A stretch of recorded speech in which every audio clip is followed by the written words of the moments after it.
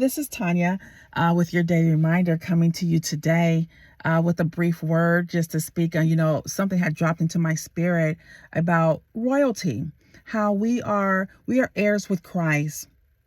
And that includes because God speaks about royalty, that we are of a royal household, according to 1 Peter 2:9, where we are chosen people. He has called us out of darkness and called us in, and brought us into light. And just knowing what that is, when you think about royalty, what does royalty means? It's a high status. It's royal, and God is calling us to a higher calling, to be, because like if we're chosen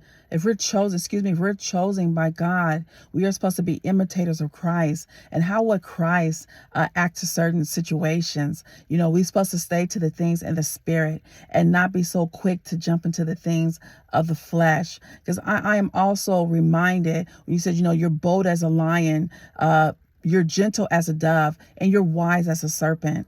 And we live in this world, and you may go through certain things, let's say on your job, or people who know you, and they're throwing these darts, or they're throwing these false accusations. Maybe some of the accusations are true, but they're throwing these things, about your past, up there about you and all that. And when you don't live there no more, you don't live in that place anymore, don't jump into the flesh, because you know what?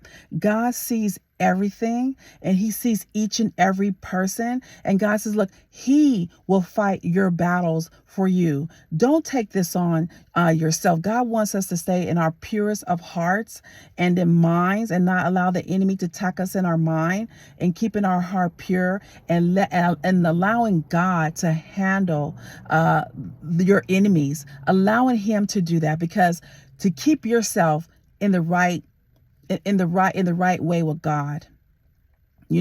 That's the main thing. But I just wanted to come in here to remind you, don't allow anyone to distract you, to throw you off when God is calling you to a higher level in him.